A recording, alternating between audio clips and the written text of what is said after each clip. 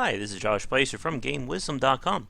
Welcome to, I guess, what's considered episode 2 of my Critical Thought video series here on the YouTube channel. And I'm already breaking my own rules, as today's piece is not going to be about a post topic that I have just yet. This is about the company Oddworld Inhabitants. I've been wanting to talk about them for some time, and I was kind of in the mood today to sort of spend a few minutes to discuss about why not only were they very unique at the time, but they were also sort of the precursor of what would be considered, I guess, the modern indie movement.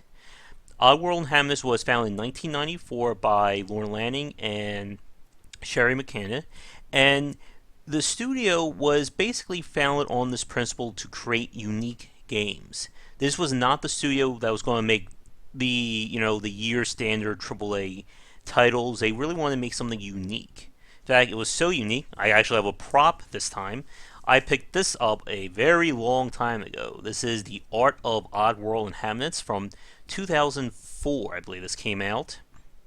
And I could have gotten like the extra fancier leather-bound edition, but I didn't have the money at the time.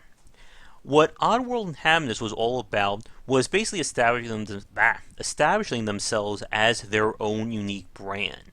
And this was partly by their own art style, which, if I can hold this up right, you can see here, and their titular character, Abe, who holds on the back cover here. What made the Oddworld series so unique was that each game was designed around being its own unique gameplay, its own unique mechanics. And Abe himself was also not your usual hero, probably still isn't today. Well, this is a character who's very meek. He's always on the defensive. This is not a character who's going to pick up a gun and start killing people.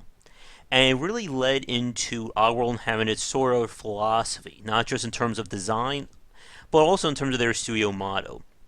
This was a studio that was very much anti-corporation, anti-capitalism, that kind of thing. And this was definitely seen with the Oddworld games, which always had this kind of naturalist versus capitalism kind of feel to it.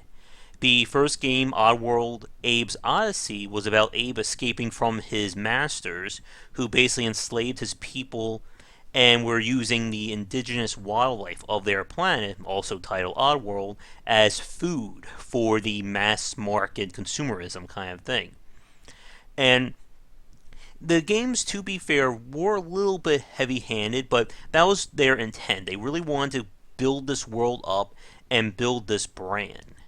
And Oddworld was really one of the few companies during the 90s, outside of your Sonics and your Marios, to try to establish not only their studio, but their games as this unified brand. If we go back to some of their styles, everything about them was 100% unique.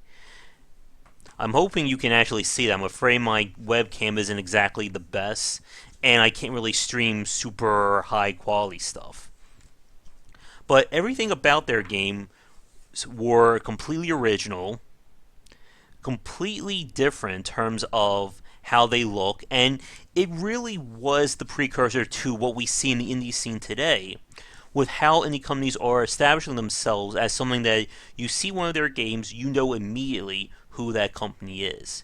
And Oddworld was really the first. While they were founded in 1994, I believe the first game didn't come out until 96, 97. It was right at the time of the PlayStation, and they were, of course, one of the many new developers getting in on CD-based platforms for their games.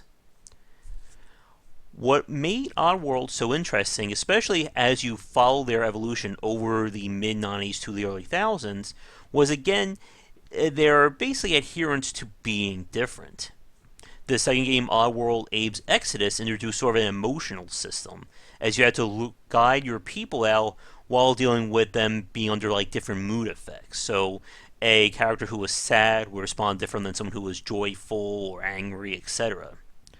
When Oddworld moved to 3D, this was kind of, I hate to say this if any of them are watching, but this was sort of where we start to see their, no, I wouldn't say downward spiral, but sort of their quote-unquote fall from grace.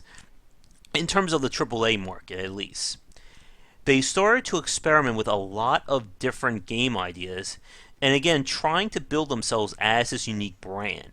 And if one of their game ideas didn't meet their own requirements or their own thoughts, it was scrapped.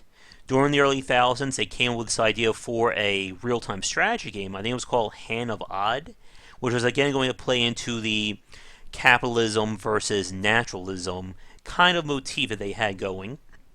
Their third game, Munch's Odyssey, featured a completely different character, and instead of going with consumerism, had a focus on animal testing and sort of the brutality of that kind of field. Again, this was a suit that was about having a message and trying to elicit that in their audience. While Munch's Odyssey was received well, it didn't strike as high as a market as Odyssey, as the original Abes Oddysee and Abes Exodus. The, I guess, final game, at least for the near future, was Stranger's Wrath. And this was a game I really liked. It combined third-person movement and platforming with first-person shooting.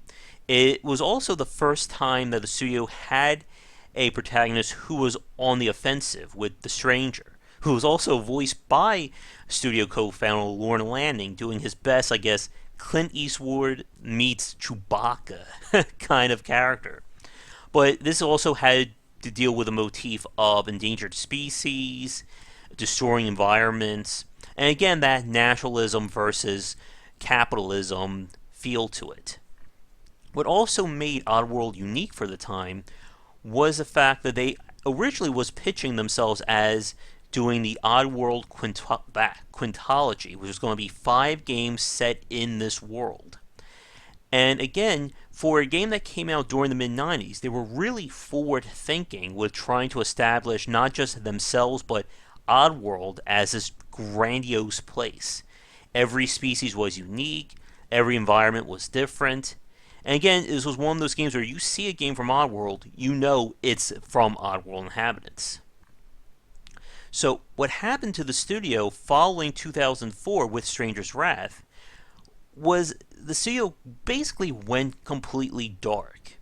There were little rumors and tidbits released over the last 12 years about, what they were working on next, what was going to come. Hand of Odd was hinted at, then scrapped. I believe it was like 2007, 2008, somewhere around that time, there were words or hints that Oddworld was working on a new game featuring a character with the motif being around rage, chemical, steroidal abuse, that kind of thing. Like the main character would basically use like this drug or this creature, which would turn him into like a rage-induced monster who would just wreck everything. That idea was eventually scrapped, and then the studio went dark, completely and utterly just disappeared. Many people, including myself, thought that they were going to just go under, that they just, died a quiet death. And then it was announced in, I think it was late 2015, early 2016, that the games were going to be ported over and that they were working on a remastered version of Abes Oddysee titled New and Tasty.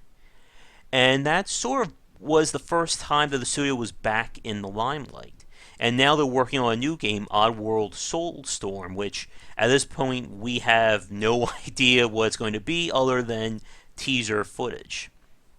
But the reason why I wanted to talk about them and why I started thinking was about, again, how they really became this precursor of what would become the modern indie movement. And they were really sort of the first, Double Fine 1.0. Double Fine, which would come a few years later, also established themselves as a studio meant to work on unique properties, unique designs. Were they all successful? No. Were they all perfectly refined? Well, technically no. But they were completely different, and you weren't going to see anything else from any other studio. And it kind of feels like both Double Fine and Oddworld were really, I guess, creatures born of the wrong time. Like, if they would have shown up in the indie scene, 5-6 years ago, I think they would have had a very different appeal, a very different market, I think, waiting for them. But both studios kind of did struggle in the AAA space, with a publisher breathing down their necks, telling them, how they want their games to be. And Double Fine, obviously, after Brutal Legend, kind of disappeared from the mainstream market. Oddworld, at the time during the mid 90s, definitely had the clout with Abes Oddysee and Exodus to work on whatever they wanted. But following Much's Odyssey and Stranger's Wrath, they were sort of in that position to either adhere to a publisher or go out on their own, and they chose the latter.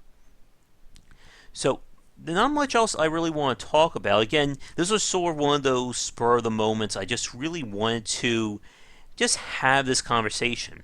And for those of you watching, for the older fans, what did you think of Oddworld? I know, like many other fans, I'm hoping to see if they ever decide to finish their quote unquote I can't say it on first take, obviously, quintology. But I am also very excited to see Soulstone and would love to see them finish remastering Abe's Exodus and maybe Munch's Odyssey.